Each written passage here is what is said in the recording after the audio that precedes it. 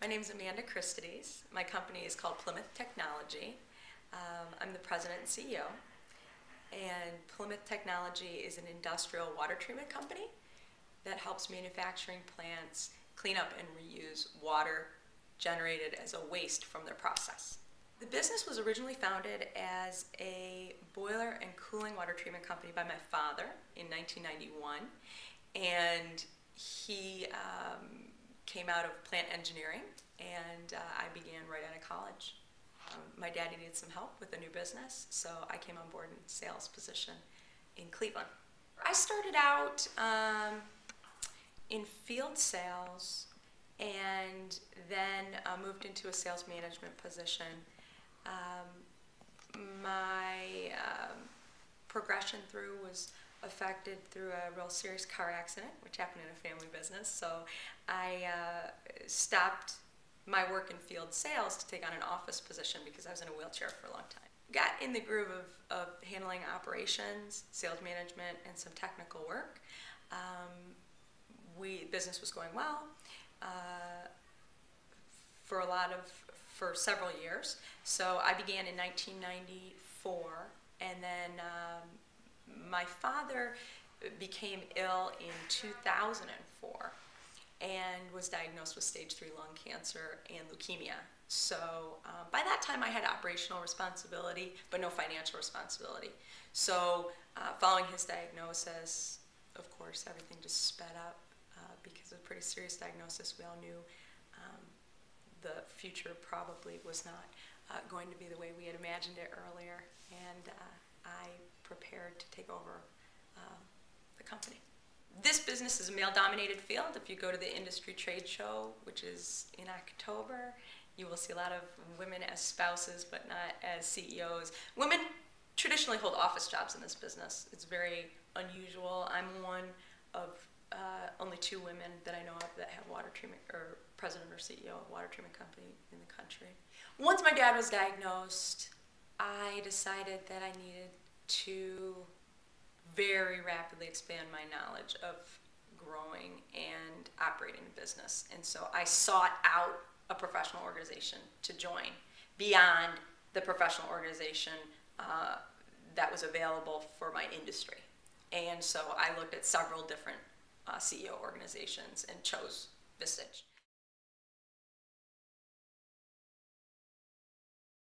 Within Vistage, there were a wide variety of business experiences that could assist me in maintaining what we had and creating a strategic growth plan.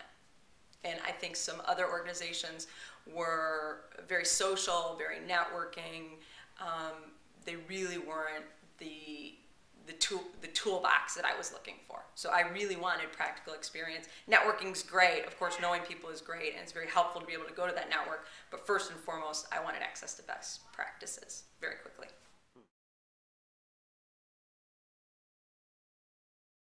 I think vetting options within Vistage, with the chair and with the group, is hugely beneficial to reduce the number of mistakes you make.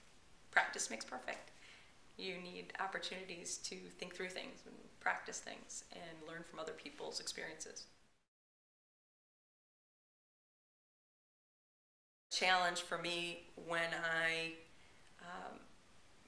took over the business right after my dad died was succession planning. I had several people in my Vistage group that could help me with that transition of buying out minority stockholders, how to do it, how to be fair, what resources I need to move that forward quickly, which was really important at that time. My chair is Michael Ballack, and Michael has been instrumental in the transition from the company being my father's company to my taking over my father's company to Plymouth being my company. That's a transition, and it takes time, and there were definite challenges every step of the way. Michael was available 24/7 if I needed him. The group is a very smart group of people, seasoned, 10, 20, 30, 40 years of experience. So the group was amazing because they immediately wanted to see how they could help.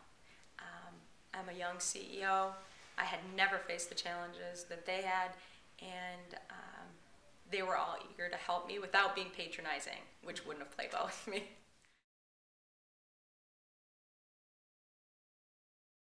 There have been speakers on health, there have been speakers on financial planning, there have been speakers on insurance, all sorts of things. And the speakers are always a high caliber. Whether or not you agree with them is depending on the individual speaker. But I have never had a speaker where I thought it was a waste of time. I've always consistently learned from the speakers that we have. So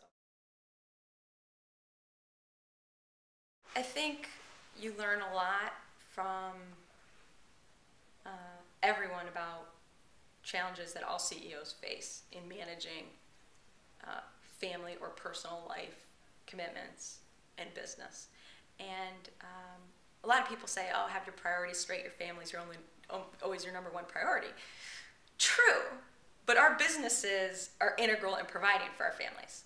So it is not just a job. It's with you 24/7 for every CEO I know.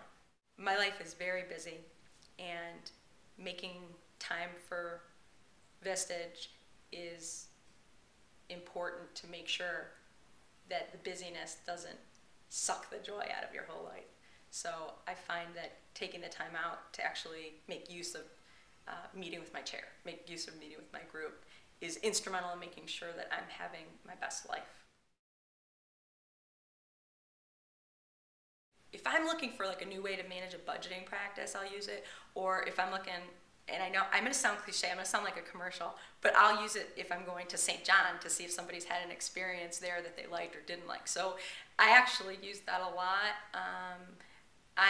I'm not super great at social media for lots of things, but that's a resource, and so I would recommend it. And I've been really happy with how much they've added to that. So I use that a lot.